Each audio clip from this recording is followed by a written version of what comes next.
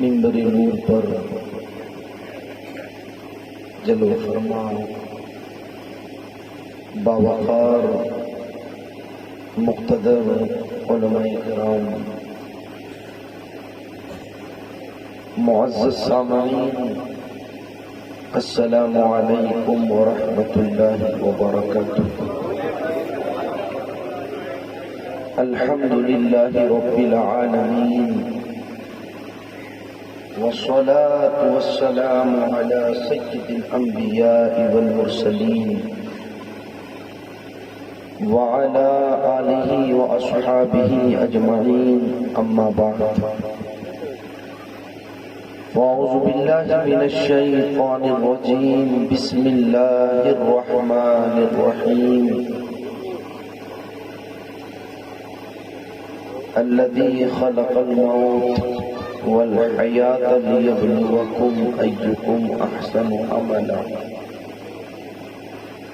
صدق اللہ العظیم وبلغنا رسولہ النبی الامین المتین المعین الکریم،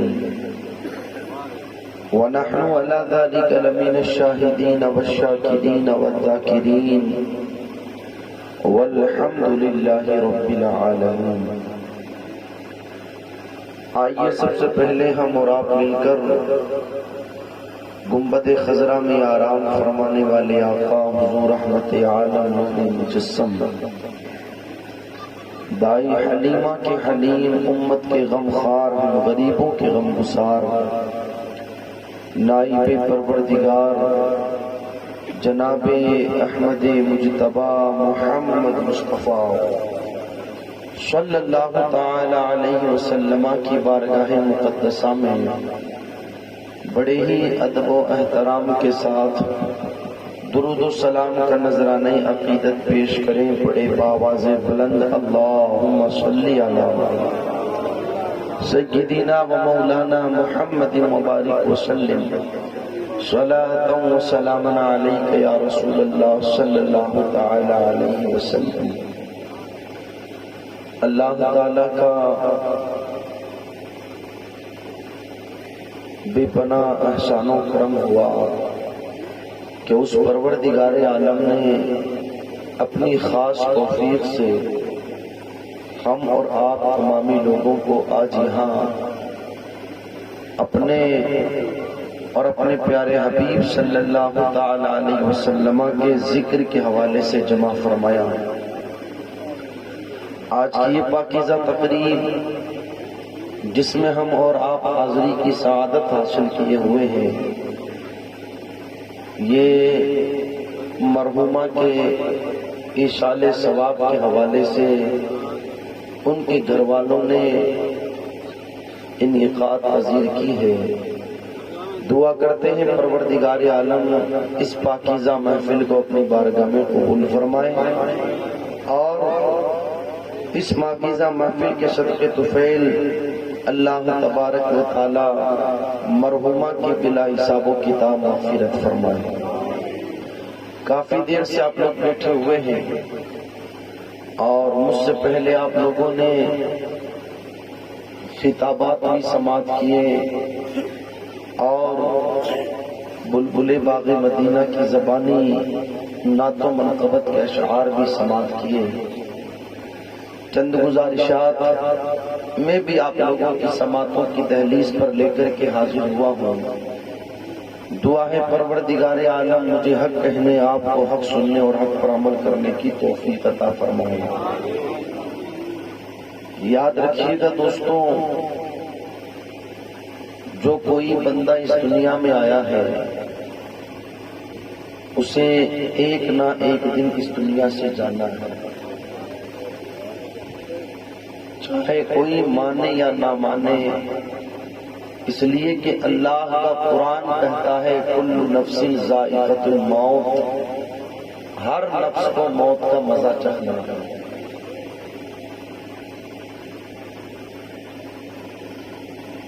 کوئی بھی بندہ اس دنیا میں ہمیشہ رہنے کے لیے نہیں آیا،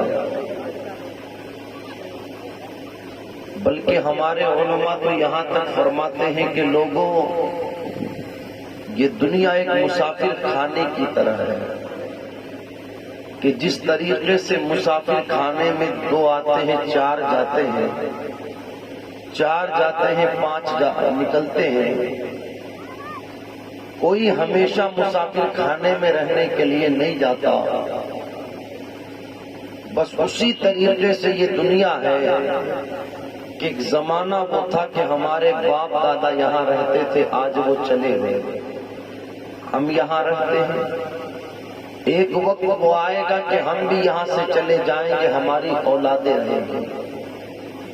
پھر ایک وقت وہ بھی آئے گا کہ وہ بھی یہاں سے چلے جائیں گے، ان کی اولادیں رہیں گی۔ سلسلہ چلتا رہے گا یہاں تک کہ پھر ایک وقت وہ بھی آئے گا۔ اللہ کا قرآن کہتا ہے کل من علیہا فان ویبقی وجہ ربک ذو الجلال والاکرام، کہ تمام چیزیں فنا ہو جائے گی، باقی رہنے والی ذات تو اللہ کی ذات ہے۔ پتہ کیا چلا؟ اس دنیا میں کوئی ہمیشہ رہنے کے لیے نہیں آیا، بلکہ جو بھی اس دنیا میں آیا ہے اسے ایک نہ ایک دن اس دنیا سے جانا ہے۔ ایک حدیث مبارکہ میرے آقا صلی اللہ تعالی علیہ وسلم کی آپ سماعت کریں اور اس کے ماتحت میں چند گزارشات پیش کر کے اپنی بات کو مکمل کرنے کی کوشش کروں گا۔ میرے آقا صلی اللہ تعالی علیہ وسلم نے ارشاد فرمایا کہ کل قیامت کے دن اللہ تبارک و تعالی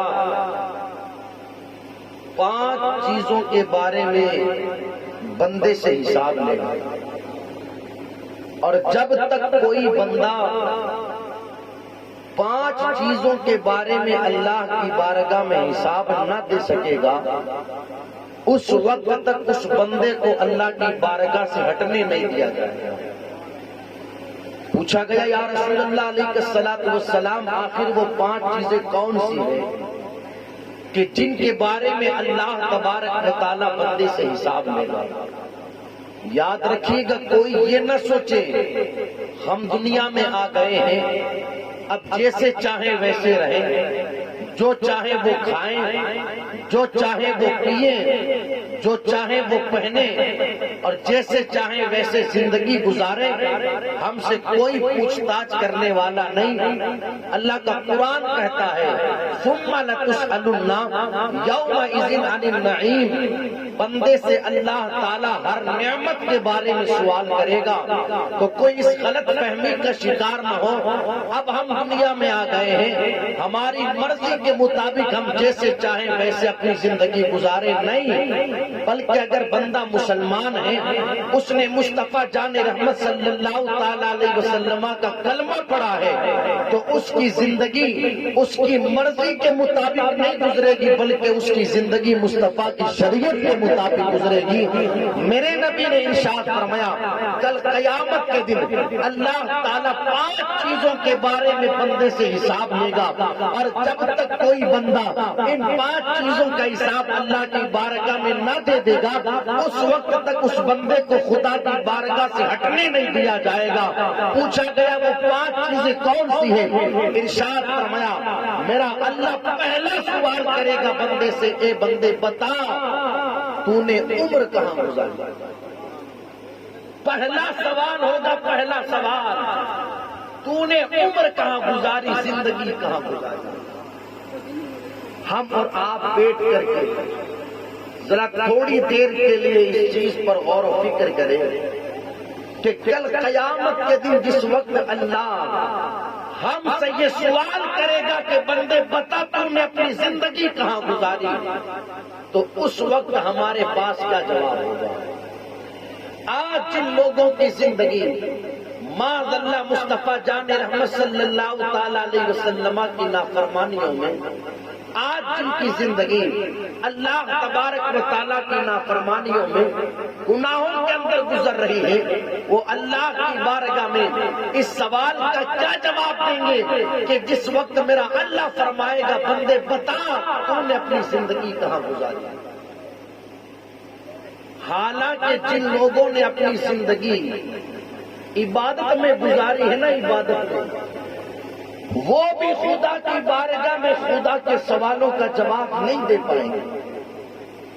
اور ہمارا اور آپ کا حال تو یہ ہے کہ زندگی گزری ہے تو معاذ اللہ گناہوں کے کاموں میں، اللہ رسول کی نافرمانی والے کاموں کے اندر، جھوٹ میں، غیبت میں، چغلی میں، نمازوں کو قضا کرتے ہوئے، گانے بازوں کے اندر، ان سارے کاموں کے اندر ہماری اور آپ کی زندگی گزری۔ ہم ذرا سوچیں تو صحیح، اللہ کی بارگاہ میں اپنی زندگی کا کیا حساب دیں گے؟ جس وقت میرے رب نے فرمایا بندے بتا تو نے اپنی زندگی کہاں گزاری، فرمایا گیا دوسرا سوال میرا اللہ کرے گا بندے بتا تو نے اپنی جوانی کہاں گزاری۔ حالانکہ پہلے سوال کے اندر بچپنا بھی آ گیا، جوانی بھی آ گئی اور بڑھاپا بھی آ گیا، مگر پھر بھی دوسرا سوال کیا گیا بندے بتا تو نے اپنی جوانی کہاں گزاری۔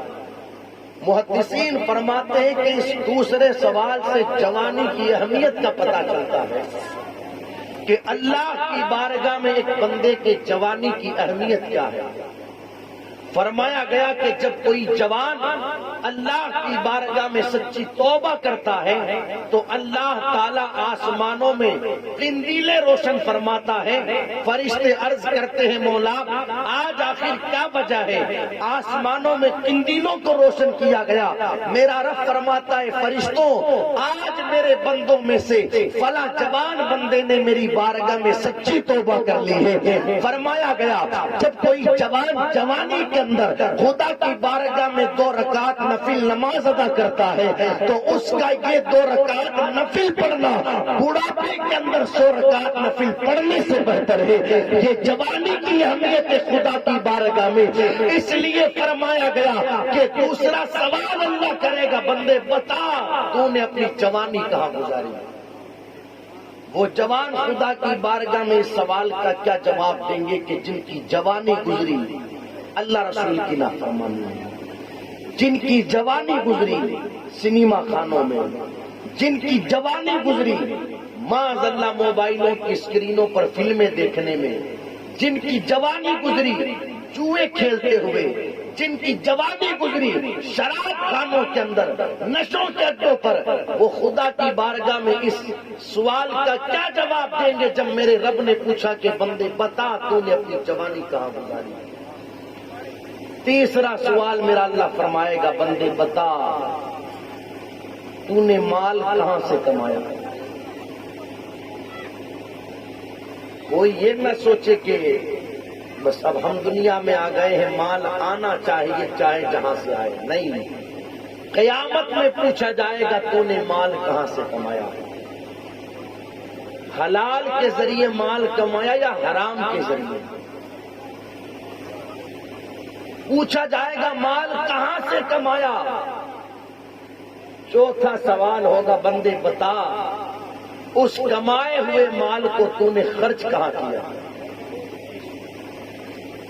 اس کمائے ہوئے مال کو تو نے خرچ کہاں کیا۔ اور پانچواں سوال میرا اللہ کرے گا بندے بتا تو نے اپنی زندگی کے اندر عمل کتنا کیا، اپنی زندگی میں عمل کتنا کیا، نیکیاں کتنی کی۔ جب تک بندہ ان 5 سوالوں کا جواب اللہ کی بارگاہ میں نہیں دے پائے گا اس وقت تک بندے کو خدا کی بارگاہ سے ہٹنے نہیں دیا جائے گا۔ ہماری ذمہ داری بنتی ہے یہ گنتی کی چند سانسیں اللہ تبارک و تعالیٰ نے ہمیں عطا فرمائی ہے، خدارا ان چند سانسوں کی قدر کرے، آخرت کی تیاری کرے۔ جن سوالوں کے بارے میں ہم سے پوچھا جانا ہے یار دنیا کا یہ دستور ہے کہ امتحان میں آنے والے سوالوں کو نہیں بتایا جاتا بلکہ انہیں لوگوں کی نگرانی میں رکھا جاتا ہے تاکہ کسی طریقے سے کسی کو پتہ نہ چل جائے، مگر ہم قربان نہ جائیں زہرا کے بابا کی عظمتوں پر، ہم قربان نہ جائیں حسنین کے نانا کی عظمتوں پر کہ انہوں نے اب ہمارے اوپر کتنا خاص کرم کیا کہ قیامت کے دن جو بندے سے سوالات پوچھے جانے ہیں وہ سوالات بھی مصطفیٰ جان رحمت نے بتا دیے اور ان سوالوں کا جواب کیا بنتا ہے وہ جوابات بھی مصطفیٰ جان رحمت نے بتا دیے۔ اب ذمہ داری ہماری یہ بنتی ہے کہ ان سوالوں کی اور ان سوالوں کے جوابات کی تیاری کی جائے، ان سوالوں کے جوابات کی تیاری کی جائے۔ محرم الحرام کا یہ مبارک مہینہ ہمارے درمیان جلوہ فرما ہے، ان قریب ہی ہم سے رخصت ہونے والا ہے۔ ہم نے اپنے اپنے علاقوں میں اپنی اپنی مسجدوں میں علماء سے سنا ہوگا کہ اس مبارک مہینے کو بالخصوص نسبت ہے امام عالی مقام سیدنا سرکار امام حسین رضی اللہ تعالیٰ عنہ سے۔ خوب آپ نے سیدنا سرکار امام حسین رضی اللہ تعالیٰ عنہ کی شہادتیں سنی، ان کی عظمتیں سنی، ان کا مقام سنا، ان کا مرتبہ سنا، مگر آپ دیکھیں کہ کس طریقے سے سیدنا سرکار امام حسین رضی اللہ تعالیٰ عنہ نے اپنی پاکیزہ زندگی کو گزارا، کس طریقے سے انہوں نے اپنی پاکیزہ زندگی کو گزارا۔ تو تم باتیں سنے میری اس حوالے سے، انشاءاللہ یہ باتیں آپ کو فائدہ دیں۔ حالانکہ امام حسین کسی معمولی شہزادے کا نام نہیں، بلکہ اس اونچی ذات والے، اونچے مقام والے، اونچے مرتبے والے شہزادے کا نام امام حسین ہے کہ جب سیدنا ابو بکر صدیق رضی اللہ تعالیٰ عنہ اپنے کاندھے پر بٹھاتے ہیں انہیں، لوگ کہتے ہیں ابو بکر تم نے کیا کیا؟ تو سیدنا ابو بکر صدیق کہتے ہیں لوگوں میں نے کیا کیا؟ میں نے وہی تو کیا جو مصطفیٰ جان رحمت کیا کرتے تھے۔ ابو بکر نے تو ایک مرتبہ اٹھایا ہے، میں نے تو کئی مرتبہ مصطفیٰ جان رحمت کو دیکھا کہ آپ نواسے کو اپنے کاندھے پر اٹھایا کرتے تھے۔ میں نے کوئی نیا کام نہیں کیا، اس شہزادے کو کاندھے پر بٹھا کر کے مصطفیٰ جان رحمت کی سنت پر عمل کیا۔ اس ذات کا نام امام حسین ہے۔ مگر آپ دیکھیں سیدنا سرکار امام حسین رضی اللہ تعالیٰ عنہ کی مبارک زندگی کے اندر ہمیں یہ ملتا ہے کہ آپ دل کے بڑے صاف ہیں، آپ دل کے بڑے صاف ہیں، اور یہ بڑی بنیادی چیز ہے۔ اچھے اچھوں کو یہ چیز نصیب نہیں ہو پاتی کہ بندہ دل کا صاف ہے۔ کپڑے تو سبھی کے صاف ہوتے ہیں، مگر کمال کی بات یہ ہے کہ جس طریقے سے بندے کے کپڑے صاف ہیں اس طریقے سے بندے کا دل بھی صاف ہے۔ اور آپ خانقاہوں میں جا کر کے دیکھیں کہ بزرگان دین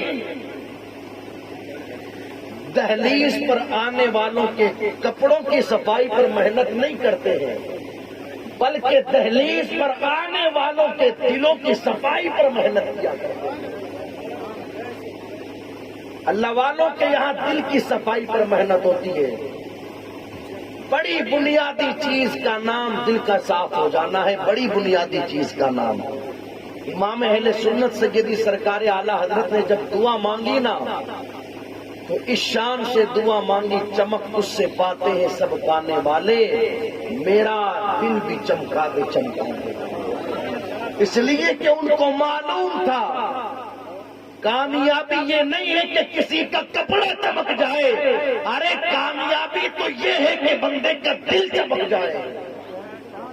سمجھ رہے ہیں آپ میری بات؟ تو بڑی بنیادی چیز ہے بندے کا دل صاف ہو جانا۔ امام حسین رضی اللہ تعالیٰ عنہ دل کے بڑے صاف تھے۔ آج ہمارے کپڑے تو صاف ہے مگر دلوں کا حال یہ ہے کہ دلوں میں عداوتیں ہیں، بغض ہے، حسد ہے، نفرتیں ہیں۔ یہ حال ہے یا نہیں؟ امام حسین رضی اللہ تعالیٰ عنہ دل کے بڑے صاف تھے، اتنے صاف تھے، اتنے صاف، اتنے صاف۔ ایک مرتبہ گھوڑے پر سوار ہو کر کے تشریف لے جا رہے تھے تو دیکھا راستے کے کنارے چند فقیر بیٹھ کر کے کھانا کھا رہے ہیں۔ انہوں نے دیکھا کہ شہزادہ رسول سیدنا سرکار امام حسین گھوڑے پر تشریف لے جا رہے تو آواز دی آپ کو، آپ رکے۔ ان فقیروں نے آ کر کے امام حسین سے کہا سرکار ہمارا دل چاہتا ہے کہ آپ ہمارے ساتھ بیٹھ کر کے کھانا کھائیں، اللہ اکبر، ہم اور آپ رہتے تو کیا کرتے؟ کہتے تو کیسی بات کرتا ہے، میں عزت دار آدمی، بھلا کیسے تیرے ساتھ کروا راستے میں بیٹھ کر کے کھانا کھاؤں؟ مگر وہ نواسۂ رسول تھے، مصطفیٰ جان رحمت صلی اللہ تعالی علیہ وسلم کے شہزادے تھے۔ جیسے ہی فقیروں نے کہا اے حسین ابن علی، آپ ہمارے ساتھ تشریف لے کر کے چلے اور ہمارے ساتھ بیٹھ کر کے کھانا کھائیں، آپ نے جیسے ہی ان کی یہ فریاد سنی، گھوڑے سے نیچے تشریف لائے اور ان کے ساتھ بیٹھ کر کے آپ نے کھانا کھایا۔ اللہ اکبر، جب کھانے سے فارغ ہو آئے تو ارشاد فرماتے ہیں میری خواہش تو نہ تھی کہ میں کھانا کھاؤں، اور یہ وقت بھی وہ وقت نہیں ہے کہ جس وقت میں کھانا کھاتا ہوں، مگر صرف اور صرف میں نے اس لیے تمہارے ساتھ کھانا کھایا ہے تاکہ تمہارے دلوں کو خوشی مل جائے، تمہارے دلوں کو قرار آ جائے۔ آپ دیکھیں نا دل کے کتنے صاف تھے امام حسین کہ فقیروں نے راستے میں بیٹھ کر کھانا کھانے کی دعوت دی، مگر امام حسین نے اس چیز کو اپنے لیے برا نہ جانا، بلکہ نانا کی سنت پر عمل کرتے ہوئے آپ ان فقیروں کے دل کو خوش کرتے ہوئے نظر آتے ہیں۔ دل کے بڑے صاف تھے امام حسین، دل کے بڑے صاف۔ آپ کے ایک بھائی کا نام ہے محمد بن حنفیہ، اور یہ جو بھائی تھے نا آپ کے، یہ حضرت علی رضی اللہ تعالیٰ عنہ کی دوسری بیوی سے تھے، سیدہ فاطمہ سے نہیں تھے۔ سیدہ فاطمہ زہرا رضی اللہ تعالیٰ عنہ سے تو امام حسن مجتبیٰ اور امام حسین رضی اللہ تعالیٰ عنہ اور حضرت محسن رضی اللہ تعالیٰ عنہ۔ حضرت محسن کا بچپن میں انتقال ہو گیا، دو شہزادے سیدنا سرکار امام حسن مجتبیٰ اور امام حسین رضی اللہ تعالیٰ عنہ، یہ دونوں شہزادے۔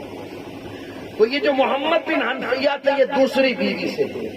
تو ایک بار امام حسین رضی اللہ تعالیٰ عنہ اپنے بھائی کے پاس بیٹھے ہوئے تھے اور باتیں ہو رہی تھی، باتوں ہی باتوں میں کوئی ایسی بات نکل آئی کہ سیدنا سرکار امام حسین رضی اللہ تعالیٰ عنہ کو برا لگا۔ آپ وہاں سے کھڑے ہوئے اور اپنے گھر تشریف لے کر کے چلے گئے۔ اللہ اکبر، لوگوں نے کہا محمد بن حنفیہ، حسین ابن علی تم سے ناراض ہو کر کے چلے گئے ہیں، اب کبھی واپس پلٹ کر کے نہیں آئیں گے، یہ کیا کر دیا تم نے، انہیں ناراض کر دیا۔ مگر اللہ اکبر، محمد بن حنفیہ فرماتے لوگوں، جتنا حسین کو میں جانتا ہوں اتنا تم نہیں جانتے، اس لیے کہ وہ بھائی میرے ہیں۔ تم کہتے ہو کہ حسین ابن علی کبھی پلٹ کر کے نہیں آئیں گے، اگر تم کہو تو ابھی حسین کو بلوا دیا جائے، ابھی بلوا دیا جائے۔ ہم بھی کسی سے ناراض ہو جاتے ہیں تو آپ نے دیکھا ہوگا کہ پھر سالوں سال گزر جاتے ہیں، بیچارہ شادی کے موقع پر ہاتھ جوڑنے بھی آتا ہے، پاؤں پکڑنے بھی آتا ہے، مگر سامنے والا ماننے کے لیے تیار نہیں، آپ نے دیکھا ہوگا نا۔ مگر میں یہاں پر رک کر کے ایک بات یہ کہنا چاہوں گا، لوگ منانے کے لیے جاتے ہیں، کبھی ہاتھ جوڑتے ہیں، کبھی پاؤں پکڑتے ہیں، اور کبھی اپنے سروں کی پگڑیاں اتار کر کے لوگوں کے قدموں میں رکھتے ہیں۔ میں کہنا چاہوں گا یاروں، ہم نے پہلے لوگوں کو ناراض ہی کیوں کیا کہ ہم منانے کے لیے گئے؟ یار اسلام تو اس بات کی تعلیم نہیں دیتا کہ کسی سے تعلق توڑا جائے، بلکہ اسلام تو ہمیں یہ پاکیزہ تعلیم دیتا ہے، سل من قطع کا، بندے تجھ سے جو تعلق توڑے تو اس سے جوڑ لیا کر، واعف عمن ظلم کا، جو تجھ پر ظلم کرے تو اسے معاف کر دیا کر۔ یہ پاکیزہ تعلیم اسلام نے دی۔ تعلقات توڑنے کی تعلیم اسلام نہیں دیتا، بلکہ تعلقات جوڑنے کی تعلیم اسلام دیتا ہے۔ اور ہم تو ان بزرگوں کے ماننے والے ہیں، اللہ اکبر، جن کی بارگاہ میں تحفے میں جب کینچی پیش کی جاتی ہے تو آپ کہتے ہیں میری بارگاہ میں تحفے میں کینچی لا کر کے نہ دی جائے، آپ کینچی کو قبول نہیں کرتے ہیں۔ مگر جب بارگاہ میں سوئی تحفے میں پیش کی جاتی ہے تو سوئی کو قبول کر لیتے ہیں۔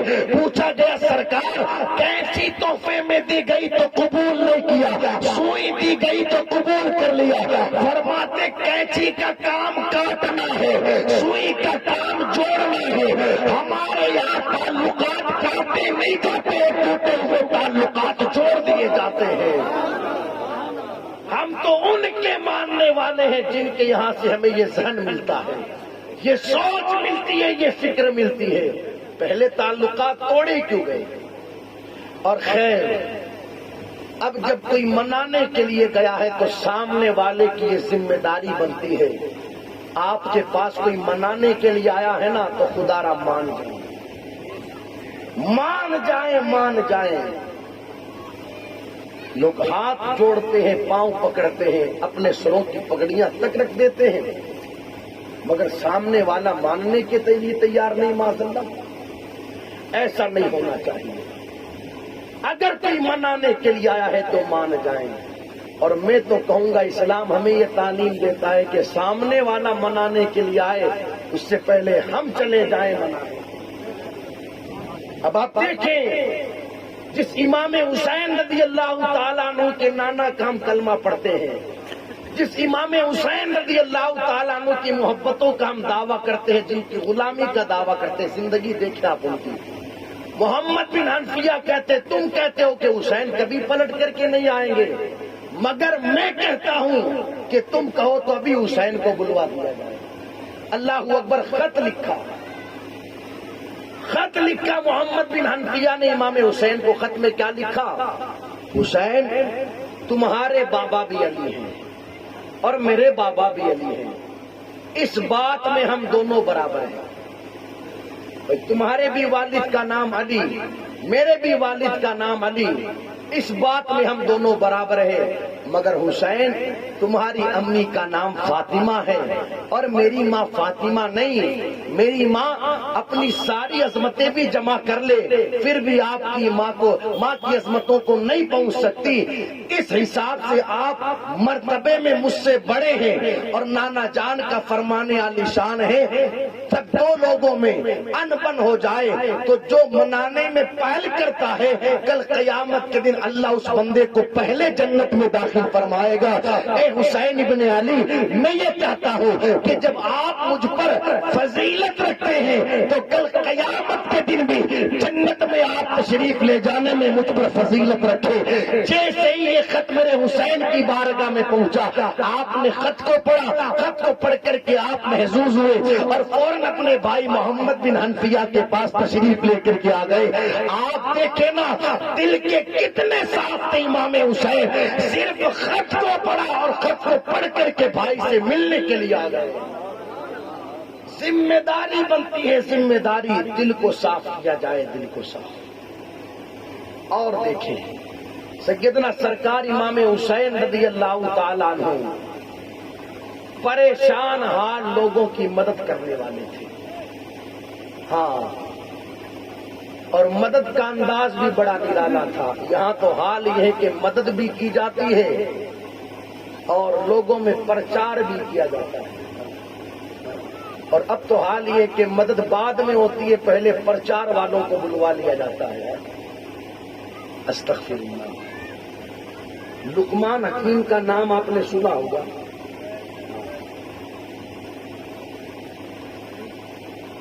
اپنے انتقال کے وقت اپنے بیٹے کو اپنے قریب بٹھاتے اور کہتے ہیں، بیٹا، تیرے والد نے اپنی زندگی گزاری، کئی لوگوں سے ملاقاتیں کی، کئی لوگوں سے نصیحتیں حاصل کی، اب دنیا سے جانے کا وقت ہوا ہے۔ جاتے جاتے تیرے والد تجھے 3 نصیحتیں کرنا چاہتے ہیں، خبردار ان 3 نصیحتوں کو اپنے دل و دماغ میں محفوظ کر لینا۔ بیٹے نے کہا، کہیے والد گرامی آپ کیا کہتے ہیں، سنیے گا غور سے۔ لقمان حکیم اپنے بیٹے سے کہتے، بیٹا، پہلی نصیحت یہ ہے نیکی کر کے بھول جانا۔ کیا کہتے ہیں؟ پہلی نصیحت یہ ہے نیکی کر کے واٹس ایپ پر مت ڈالنا، فیس بک پر مت ڈالنا، اخباروں میں مت چھپوانا، نیکی کر کے، جسے ہم اپنی زبان میں کہتے ہیں نیکی کر دریا میں ڈالنا، کہتے ہیں نیکی کر کے بھول جانا، اس لیے کہ نیکی کر کے اگر دنیا والوں سے اس کا بدلہ تو چاہے گا تو دنیا والے اپنی طاقت کے مطابق اس کا بدلہ دیں گے، مگر تو نے نیکی رب کی رضا کے لیے کی ہے تو رب اس نیکی کا بدلہ اپنی شان کے مطابق عطا فرمائے گا۔ نیکی کر کے بھول جانا پہلی نصیحت۔ اللہ اکبر۔ دوسری نصیحت دیکھیں، فرماتے بیٹا کبھی اپنی موت کو مت بھولنا۔ بہت بڑی بڑی باتیں کہی ہیں انہوں نے۔ فرماتے کبھی اپنی موت کو مت بھولنا۔ آج انسان جو یہ گناہوں کے دلدل میں پھنسا پڑا ہے نا، اس کی بنیادی وجہ ہی ہے کہ لوگوں نے اپنی موت کو بھلا دیا۔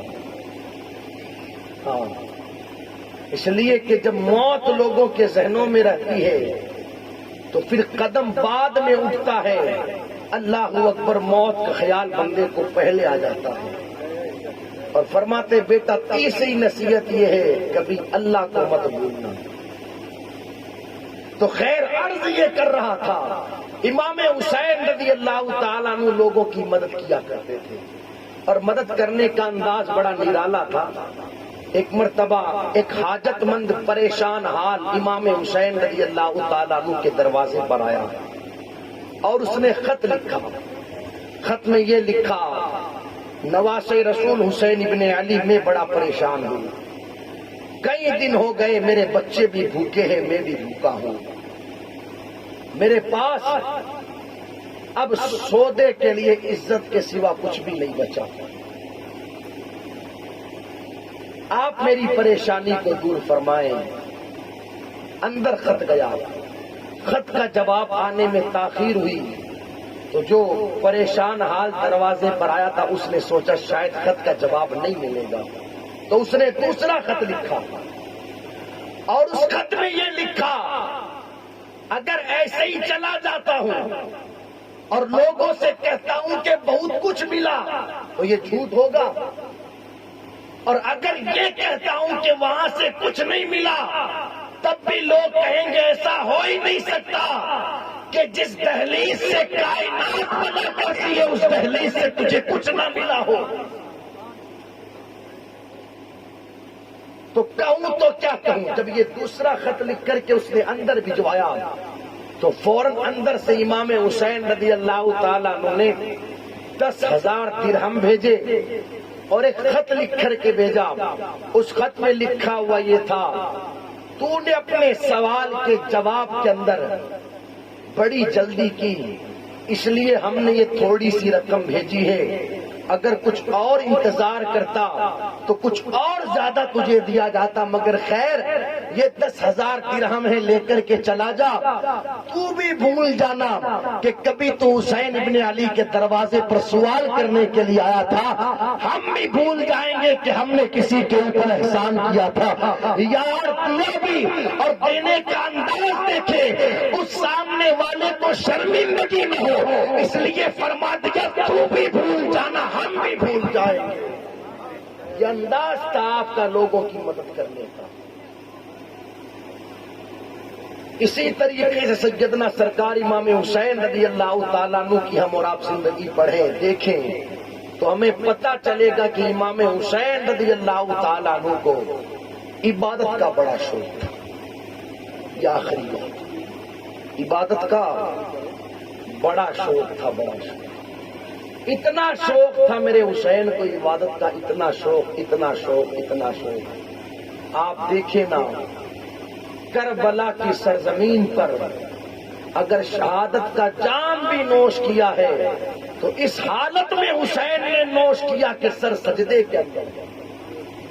کتنا شوق تھا عبادت کا، اور اللہ اکبر، شوق کیوں نہ ہو؟ انہوں نے اپنی زندگی میں دیکھا اپنے نانا جان کو سجدے کرتے ہوئے، شوق کیوں نہ ہو؟ انہوں نے اپنی امی سیدہ فاطمہ زہرا رضی اللہ تعالیٰ عنہ کو دیکھا کہ عشاء کی نماز کے بعد ماں نفل نماز کے حوالے سے سر کو سجدے میں رکھتی ہے، پوری رات گزر جاتی ہے مگر سیدہ فاطمہ زہرا کا سجدہ مکمل نہیں ہو پاتا۔ فجر کی اذان کے وقت حسرت کے ساتھ اپنے سر کو اٹھاتی ہے اور عرض کرتی ہے، مولا آج پھر تیری رات پوری ہو گئی، فاطمہ کا سجدہ پورا نہیں ہو پایا۔ کوئی اتنی لمبی رات بنا دے تاکہ فاطمہ دل کھول کر کے سجدہ کر لے۔ جب امام حسین نے اپنی امی جان کو دیکھا کہ اس قدر امی جان کو عبادت کا شوق ہے، قرآن کی تلاوت کا شوق ہے، تو امام حسین رضی اللہ تعالیٰ عنہ کو بھی عبادت کا بے مثال شوق تھا۔ یار آپ دیکھیں کس قدر انہیں قرآن کی تلاوت کا، کس قدر انہیں نمازوں کا شوق تھا کہ کربلا کی سرزمین پر انہیں معلوم ہے کہ کل ہمیں شہید کر دیا جائے گا، بھتیجے بھی شہید ہوں گے، بھانجے بھی شہید ہوں گے، بیٹے بھی شہید ہوں گے، سب شہید ہوں گے، مگر پھر بھی شہادت سے ایک دن پہلے اگر آخری رات مانگی جاتی ہے تو گھر والوں سے بات کرنے کے لیے نہیں، گھر والوں سے ملاقات کرنے کے لیے نہیں، بلکہ کہا جاتا ہے بیٹا علی اکبر جا کر کے ان یزیدیوں سے کہہ دے آج کی رات حسین کو مہلت دے دی جائے، اس لیے کہ حسین آج کی رات دل کھول کر کے اپنے مولا کی عبادت کرنا چاہتا ہے۔ کیسا شوق تھا انہیں عبادت کا۔ میں پوچھنا چاہتا ہوں آج حسین کے غلاموں سے، ایصال ثواب کی محفل میں ہم اور آپ حاضر ہوئے ہیں، ایمانداری سے اپنے کلیجے پر ہاتھ رکھ کر کے بتائیں نا ہمیں عبادت کا کتنا شوق ہے۔ اللہ خیر فرمائے، اللہ خیر فرمائے۔ اب تو حالت یہ ہے کہ محرم الحرام کی 10 تاریخ کو بھی کہ جس تاریخ میں یہ عظیم واقعہ رونما ہوا، جس تاریخ میں یہ عظیم واقعہ پیش آیا، اس 10 تاریخ کو بھی لوگوں کا حال یہ رہتا ہے کہ نہ فجر کا پتہ، نہ ظہر کا پتہ، نہ عصر کا پتہ، نہ مغرب کا پتہ، نہ عشاء کا پتہ۔ اس 10 تاریخ کو بھی یہ تو ٹھیک ہے کہ یہ جو محرم الحرام کی 10 تاریخ گزری اس دن جمعہ کا دن تھا، اس لیے لوگوں نے جمعہ پڑھ لیا، ورنہ جمعہ کا دن نہیں رہتا بلکہ کوئی دوسرا دن ہوتا تو لوگوں کو یہ بھی توفیق نہیں مل پاتی کہ ظہر کی نماز بھی پڑھ لی جائے۔ یہ لوگوں کا اور دعویٰ یہ ہے کہ ہم حسین کے غلام، حسین سے محبت کرنے والے، انہیں عبادت کا کتنا شوق ہے۔ تاریخ بتاتی ہے، تاریخ کہ جب سب کی شہادتیں ہو گئی، عصر کی نماز کا وقت آیا تو امام حسین رضی اللہ تعالیٰ عنہ کی بہن سیدہ زینب رضی اللہ تعالیٰ عنہ اپنے خیموں کی عورتوں سے کہتی ہے اے عورتوں، عصر کی نماز کا وقت ہو رہا ہے، پانی تو ہے نہیں، کربلا کی تپتی ہوئی ریت پر تیمم کر کے جلدی سے عصر کی نماز ادا کر لی جائے، کہیں ایسا نہ ہو کہ صبح سے اب تک ہم نے جتنی قربانیاں پیش کی ہے عصر کی نماز نہ پڑھنے کی وجہ سے کہیں ہماری قربانیاں ضائع نہ ہو جائیں۔ ایسے ماحول میں بھی، ایسے ماحول میں بھی 1 نہیں 2 نہیں 5 نہیں 10 نہیں 72 لاشیں خیمے کے باہر پڑیں گی، مگر پھر بھی انہیں کچھ یاد آتا ہے تو اللہ کی عبادت یاد آتی ہے۔ کتنا شوق رہا ہوگا یار انہیں عبادت کا، کتنا شوق۔ آج حالت یہ ہے کہ ہم سے تو کولر میں بیٹھ کر کے قرآن نہیں پڑھا جاتا ہے، ایسیوں میں بیٹھ کر کے قرآن نہیں پڑھا جاتا ہے، ٹھنڈے کمروں میں بیٹھ کر کے ہم سے قرآن نہیں پڑھا جاتا ہے۔ انہیں قرآن کا کتنا شوق رہا ہوگا قرآن پڑھنے کا کہ مدینہ شریف چھوٹا تو قرآن کی تلاوت، مکہ شریف چھوٹا تو قرآن کی تلاوت، کربلا پہنچے تو قرآن کی تلاوت، 7 تاریخ کو پانی بند ہو گیا تو قرآن کی تلاوت، 10 تاریخ کو بھانجے شہید ہو گئے تو قرآن کی تلاوت، بھتیجے شہید ہو گئے تو قرآن کی تلاوت، حتیٰ کہ ہم شبیہ رسول 18 سال کا جوان بیٹا علی اکبر شہید ہو گیا تو قرآن کی تلاوت، 6 ماہ کا ننھا معصوم علی اصغر شہید ہو گیا تو قرآن کی تلاوت، اور دنیا کی نگاہوں نے دیکھا میرے حسین کو قرآن کی تلاوت کا اتنا شوق تھا اتنا شوق کہ بظاہر کربلا کی دھرتی پر آپ کے سر کا تعلق بدن سے تو الگ ہو گیا، بدن سے تو آپ کے سر کا تعلق الگ ہو گیا، مگر پھر بھی حسین کا تعلق قرآن سے نہیں ٹوٹ پایا۔ یزیدیوں نے سر کو نیزے پر اٹھا لیا، حسین پھر بھی قرآن کی تلاوت کرتے ہوئے نظر آتے ہیں۔ کتنا شوق تھا انہیں قرآن کی تلاوت کا، اور آج ہمیں کتنا شوق ہے قرآن کی تلاوت کا۔ باپ انتقال کر جائے، ماں انتقال کر جائے، بھائی انتقال کر جائے، دادا انتقال کر جائے، دادی انتقال کر جائے، توفیق نہیں ہوتی، لوگوں کو توفیق نہیں ہوتی کہ کم سے کم ایک پارہ تو پڑھ کر کے انہیں ایصال ثواب کر دیا جائے۔ ایک پارہ پڑھنے کی بھی توفیق نہیں ہوتی، ایک پارہ پڑھنے کی۔ مرنے سے لے کر کے فاتحہ تک سارے کام امام صاحب کے ذمہ ہیں، اور ہم کیا کریں گے؟ ہم بیٹھ کر باتیں کریں گے، ہم کیا کریں گے؟ ہم بیٹھ کر کے بیڑیاں پئیں گے، ہم کیا کریں گے؟ ہم بیٹھ کر کے سگریٹیں پیئیں گے، ہم کیا کریں گے؟ ہم بیٹھ کر کے ہر 10-15 منٹ میں چائے پیئیں گے، اور کیا کرتے ہیں؟ نہیں کرتے ہیں لوگ۔ سچ بتائیے گا ایمانداری سے، کیا مرنے والا ہمارے کچھ نہیں لگتا تھا؟ کیا اس مرنے والے کا ہم سے کوئی تعلق نہیں تھا؟ جب اس کے جسم میں روح تھی تب تو ہم خوب بڑے بڑے دعوے کرتے تھے، تیرے لیے یہ کر دوں گا، تیرے لیے یہ کر دوں گا۔ کیا کر دیں گے ہم؟ آج حالت یہ کہ اس کا انتقال ہو گیا تو 100 مرتبہ درود پڑھ کر کے ہم اس کو بخشوانے کے لیے تیار نہیں، 100 مرتبہ کلمہ پڑھ کر کے ہم اس کو بخشوانے کے لیے تیار نہیں۔ کیسے لوگ ہو گئے یار! کسی کے انتقال کے بعد بھی اس کے موت کے نام پر فائدہ اپنا تلاش کر رہا ہے۔ بھائی کھا پی ہم رہے ہیں، موج مستیاں ہم کر رہے ہیں، اس سے ہم کو فائدہ مل رہا ہے، اس مرنے والے کا کیا فائدہ ہے؟ اس مرنے والے کا فائدہ تو تب ہوتا کہ بیڑیاں پینے کی بجائے ہم وہاں بیٹھ کر کے قرآن پڑھتے ہیں۔ مگر رونا اس بات کا ہے کہ 500 لوگ فاتحہ میں آتے ہیں، 500 لوگ، 250 لوگ، 700 لوگ، مگر ان 500 لوگوں میں سے 250 لوگوں میں سے 400 لوگوں میں سے ایک بھی اس قابل نہیں رہتا جو آگے بڑھ کر کے جو مسجد کا امام یا مدرسے کے بچے ہم نے بلائے قرآن پڑھنے کے لیے، ان کے قریب بیٹھ کر کے مرنے والے کے لیے وہ بھی قرآن پڑھے، ایک بھی اس قابل نہیں رہتا، ایک بھی اس قابل۔ کتنے افسوس کی بات! ہماری ذمہ داری بنتی ہے، ہماری ذمہ داری خدا را ان ساری چیزوں کے حوالے سے اپنے اندر سدھار پیدا کرنے کی کوشش کریں۔ مگر قرآن پڑھیں گے کہاں؟ پڑھنا آئے گا تو قرآن پڑھیں گے نا۔ پہلا رونا تو یہی ہے کہ میری قوم کے لوگوں کو قرآن پڑھنا ہی نہیں آتا۔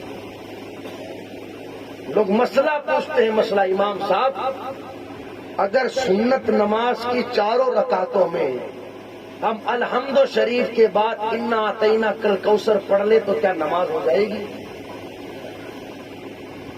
مسئلہ اپنی جگہ بالکل ٹھیک ہے، نماز ہو جائے گی، مگر یہ مسئلہ پوچھا کس نے؟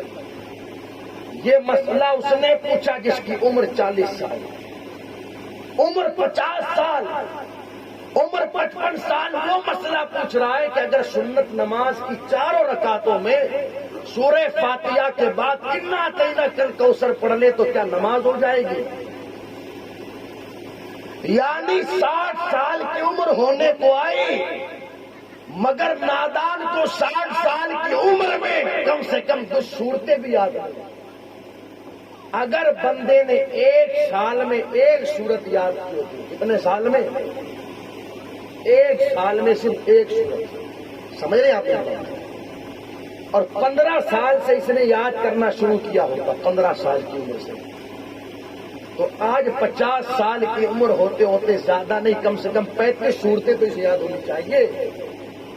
مگر حالت یہ حالت لوگوں کی کہ 50 سال کی عمر میں پہنچ جانے کے بعد بھی لوگوں کو اتنا قرآن بھی پڑھنا نہیں آتا کہ کم سے کم اپنی نمازیں تو درست کروا سکے، اور دعویٰ یہ ہے کہ ہم حسین کے غلام ہیں۔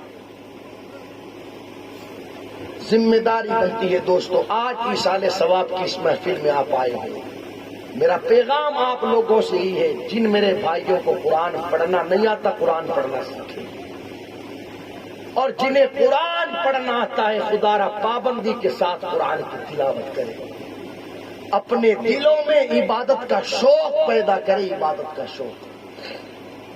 امام حسین رضی اللہ تعالیٰ عنہ کے بیٹے امام زین العابدین واقعات کربلا کے چشمدید گواہ، جنہوں نے اپنی آنکھوں سے واقعات کربلا کو دیکھا، اور تاریخ نگار لکھتے ہیں کربلا کے بعد سے لے کر اپنے ظاہری وصال تک امام زین العابدین نے کبھی ٹھنڈا پانی نہیں پیا اور کبھی ہنسے نہیں امام زین العابدین، اس لیے کہ جب بھی پانی کا گلاس منہ کے قریب لے جاتے تھے تو علی اصغر کی پیاس یاد آ جاتی تھی، علی اکبر کی پیاس یاد آ جاتی تھی، سکینہ کی پیاس یاد آ جاتی تھی۔ وہ امام زین العابدین، کیا کلیجہ ان کا رہا ہوگا، مگر روایتوں میں آتا ہے آپ کے پاس کھجوروں کا ایک باغ تھا، اور اس باغ کے اندر 500 درخت تھے۔ کتنے درخت تھے؟ 500 درخت۔ اور امام زین العابدین کا حال یہ تھا کہ آپ پابندی کے ساتھ روزانہ ہر درخت کے پاس 2 رکعت نفل نماز ادا کرتے ہیں۔ فرائض کی پابندی اپنی جگہ، تہجد کی پابندی اپنی جگہ، یہ نفل نماز کا حال تھا کہ ہر درخت کے قریب 2 رکعت نفل نماز ادا کرتے، یعنی ادھر 500 درختوں کی تعداد پوری ہوتی، ادھر امام زین العابدین کی 1000 رکعت نفل نماز مکمل ہو جاتی۔ کتنا شوق تھا انہیں عبادت کا، کتنا شوق، کتنا شوق، اپنے دلوں میں عبادت کا شوق پیدا کریں۔ یار زیادہ نہیں، کم سے کم اتنا تو ہم کر سکتے ہیں کہ 5 ٹائم کی نماز پڑھ لیں، اتنا تو کر سکتے ہیں۔ 5 وقت کی نماز پڑھے پابندی کے ساتھ۔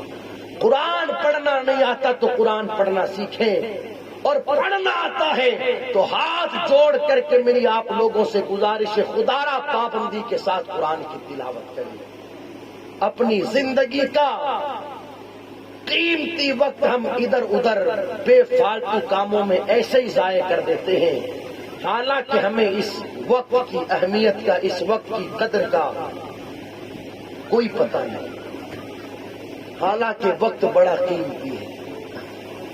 ہمارے نزدیک تو 15-20 منٹ، آدھے گھنٹے کی کوئی اہمیت ہی نہیں ہے، اس لیے کہ 15-20 منٹ میں تو ہم چائے پیتے ہیں خالی۔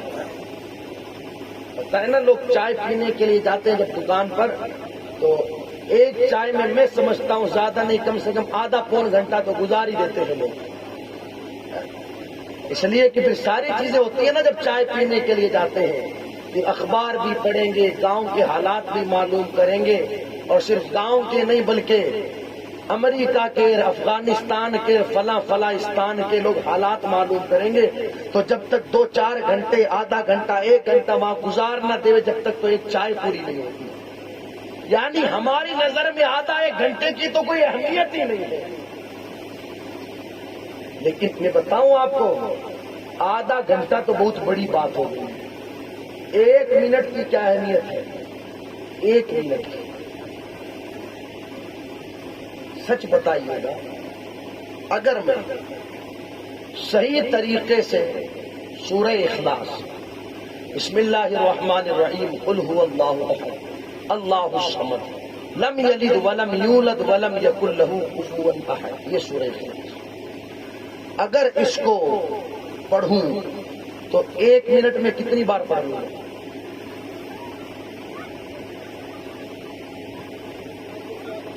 کم سے کم زیادہ نہیں 3 بار تو پڑھی دوں گا، کم سے کم۔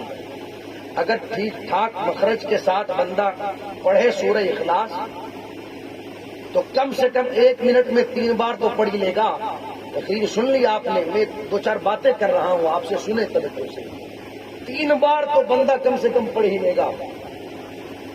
جس نے 3 مرتبہ سورہ اخلاص پڑھ لی، حدیث مبارکہ کی روشنی میں میرے نبی نے ارشاد فرمایا، جو 3 مرتبہ سورہ اخلاص پڑھتا ہے اللہ اس بندے کو 1 قرآن پڑھنے کا ثواب عطا فرماتا ہے۔ اب آپ دیکھیں، جب 1 منٹ میں بندہ 3 مرتبہ سورہ اخلاص پڑھ کر 1 قرآن پڑھنے کا ثواب حاصل کر سکتا ہے تو پھر آدھے گھنٹے میں بندہ کتنا ثواب حاصل کر سکتا ہے؟ سمجھ رہے ہیں آپ میری بات؟ 1 منٹ کی اہمیت کا یہ حال ہے۔ اگر کوئی بندہ حضور پر درود پڑھے تو 1 منٹ میں کتنی بار درود پڑھ لے گا؟ کئی بار پڑھ لے گا۔ اگر بندہ زیادہ نہیں کم سے کم 1 منٹ میں 1 بار ہی درود پڑھے، فرمایا گیا جو 1 بار حضور کی بارگاہ میں درود پڑھے گا اللہ تعالیٰ اس بندے پر 10 رحمتیں نازل فرمائے گا، اس بندے کے 10 گناہوں کو معاف فرمائے گا، اس بندے کے جنت میں 10 درجات بلند فرمائے گا۔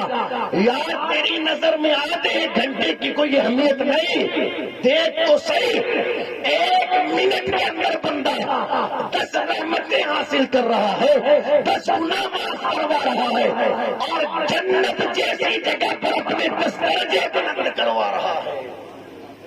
اس سے بڑی اہمیت اور 1 منٹ کی کیا ہو سکتی ہے؟ جب 1 منٹ کی یہ اہمیت ہے تو پھر 1 گھنٹے کی اہمیت کا حال کیا ہوگا؟ وقت ضائع مت کرو، وقت ضائع، اپنے وقت کی قدر کرو۔ بالخصوص میں جوانوں سے گزارش کرو، 2 گھنٹے 3 گھنٹے میری قوم کا جوان صرف موبائلوں کی نظر کر دیتا ہے، فلمیں دیکھنے میں، گیم کھیلنے میں، کرکٹ دیکھنے میں، ادھر ادھر کاموں کے اندر 2 3 گھنٹے لوگ صرف موبائلوں پر برباد کر دیتے ہیں، اور 2 گھنٹے تو صرف بتانے کے لیے۔ حقیقت تو یہ ہے، اگر پورے راجستھان کو نگاہوں کے سامنے رکھ کر کے بات کی جائے، ایک دن میں قوم کا جوان 10 12 گھنٹے موبائل چلا رہا ہے، 12 گھنٹے، اور چلا کیا رہا ہے؟ فیس بک، واٹس ایپ، اس کے علاوہ اور کچھ نہیں، اور مل کیا رہا ہے؟ کچھ نہیں مل رہا، کچھ نہیں۔ یہ جو تو نے 10 12 گھنٹے فضول کاموں کے اندر موبائلوں پر برباد کیے، کاش کے بہتر ہوتا کہ 12 گھنٹے نہیں، صرف 2 گھنٹے روزانہ کسی عالم کی بارگاہ میں دے دیتا، تیری دنیا بھی سنور جاتی، تیری آخرت بھی سنور جاتی۔ اور جب باپ کا جنازہ پڑا رہتا اس وقت قبرستان میں تجھے ادھر ادھر تاکہ جھانکی کرنے کی ضرورت نہیں پڑتی، 2 گھنٹے تو پابندی کے ساتھ امام کی بارگاہ میں دیتا رہا ہے، تجھے پتہ رہتا کہ باپ کا جنازہ پڑھا کیسے جاتا ہے اور باپ کا جنازہ پڑھایا کیسے جاتا ہے۔ کاش کہ تو نے اپنے اس وقت کی قدر کی ہوتی، مگر افسوس کہ ہم نے کبھی اس چیز کی طرف توجہ ہی نہیں دی۔ اس لیے دوستو گزارش ہے میری آپ لوگوں سے، بدلے اپنے آپ کو، اپنی زندگیوں میں انقلاب پیدا کریں۔ اور اجازت دو تو 2 جملوں میں ایک بات اور کہیں۔ امام حسین رضی اللہ تعالیٰ عنہ کی زندگی دیکھیں۔ امام حسین اس ذات کا نام ہے جو اللہ کی رضا پر راضی رہنے والے تھے۔ اگر سمجھے ہو تو بہت بڑی بات ہے، اللہ کی رضا پر راضی رہنے والی ذات کا نام امام حسین ہے۔ ہماری بھی ذمہ داری بنتی ہے ہم اللہ کی رضا پر، اللہ کے فیصلے پر راضی رہیں۔ اپنا وطن چھوٹا وطن مدینہ شریف، مگر کوئی شکوہ شکایت نہیں۔ مکہ شریف چھوڑا مگر کوئی شکوہ شکایت نہیں۔ بھانجے شہید ہوئے، بھتیجے شہید ہوئے، بیٹے شہید ہوئے، مگر کوئی بتا سکتا ہے کہ امام حسین نے کبھی کوئی ناشکری کا جملہ کہا ہو؟ نہیں، ہر قربانی کے بعد اپنا سر آسمان کی طرف اٹھاتے اور عرض کرتے، مولا اگر تو اس میں راضی ہے تو حسین بھی اس میں راضی ہے۔ آپ نے دیکھا ہوگا آج اگر گھر میں کسی کا انتقال ہو جاتا ہے تو اکثر عورتوں کا حال یہ ہے معاذ اللہ کہ ایسے جملے اپنی زبانوں سے نکال دیے جاتے ہیں کہ جن جملوں کی وجہ سے ان کے ایمان تک کا پتہ نہیں ہوتا۔ جیسے اگر کسی جوان کا انتقال ہو گیا اور اس کے چھوٹے چھوٹے بچے ہیں، نقل کفر نہ باشد، صرف سمجھانے کے لیے میں بات بیان کر رہا ہوں، تو معاذ اللہ عورتیں ایسی باتیں تک کہہ دیتی ہے کہ خدا تو نے ان چھوٹے چھوٹے بچوں کو بھی نہیں دیکھا۔ بوڑھی عورتیں کہتی ہیں اس کو لے جانے کے بجائے مجھ کو لے گئے ہوتے، میرا انتقال ہو جاتا۔ معاذ اللہ یہ خدا کی ذات پر اعتراض کرنا ہے۔ ذمہ داری بنتی ہے کہ خدا کی رضا پر راضی رہے، حالات کیسے بھی ہو، غریبی ہو، امیری ہو، صحت مندی ہو، بیماری ہو، ہماری ذمہ داری بنتی ہے کہ خدا کی رضا پر راضی رہے۔ اور پرانی نسخہ جب بھی کوئی تکلیف پہنچے، ہر تکلیف کے بعد ہی پڑھ لے انا للہ و انا الیہ راجعون۔ میرے نبی نے ارشاد فرمایا جس بندے نے مصیبت پر صبر کرتے ہوئے انا للہ و انا الیہ راجعون پڑھا، اللہ تعالیٰ اس بندے کو اس وظیفے کی برکت سے دنیا میں بھی بدلہ عطا فرمائے گا، آخرت میں بھی اس کا بدلہ عطا فرمائے گا۔ میرے آقا صلی اللہ تعالی علیہ وسلم کی ایک بیوی ہے، نام جن کا حضرت ام سلمہ۔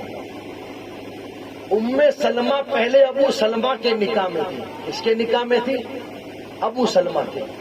تو جب ابو سلمہ کا انتقال ہو گیا تو انہوں نے پڑھا انا للہ و انا الیہ راجعون۔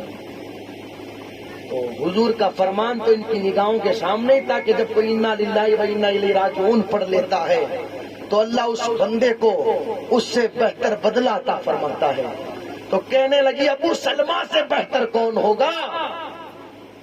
میرے شوہر ابو سلمہ کا انتقال ہو گیا، اب ان سے بہتر کون ہوگا؟ اس لیے کہ ابو سلمہ تو اس ذات کا نام تھا جنہوں نے اسلام کے نام پر ہجرت کی تھی، لیکن انہیں پتہ نہ تھا صرف ابو سلمہ سے بہتر ہی نہیں بلکہ پوری کائنات سے بہتر مصطفیٰ جان رحمت صلی اللہ تعالی علیہ وسلم کے نکاح میں یہ تشریف لے جائے۔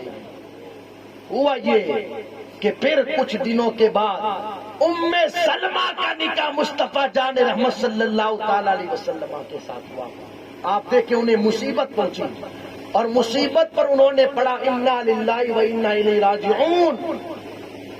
وہ برکتیں ملی کہ پہلے تو ابو سلمہ کے نکاح میں تھی مگر بعد میں مصطفیٰ جان رحمت کے نکاح میں آئی اور قیامت تک کے لیے مومنین کی ماں بن گئی۔ کتنا بڑا انعام ملا، کتنا بڑا انعام۔ کوئی مصیبت پہنچے، حتیٰ کہ ایک مرتبہ میرے آقا علیہ السلام کا چراغ بجھ گیا۔ کیا بجھ گیا؟ چراغ جل رہا تھا، چراغ بجھ گیا۔ اس وقت حضور نے پڑھا انا للہ و انا الیہ راجعون۔ تو صحابہ نے کہا یا رسول اللہ کیا چراغ بجھنے پر بھی انا للہ و انا الیہ راجعون؟ یہ بھی کوئی تکلیف کی بات ہے؟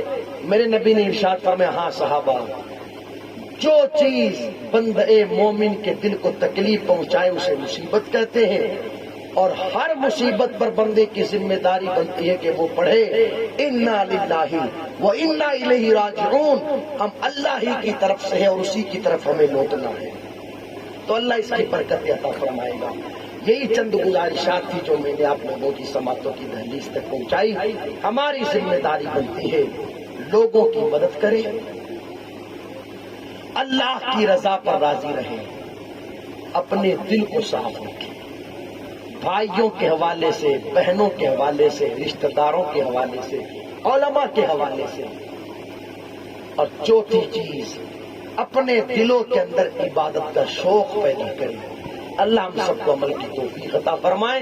استغفر اللہ ربی من کل ذنب واتوب الیہ۔ بلند آواز سے کلمہ شریف پڑھ لیں، لا الہ الا اللہ محمد رسول اللہ صلی اللہ تعالی علیہ وسلم۔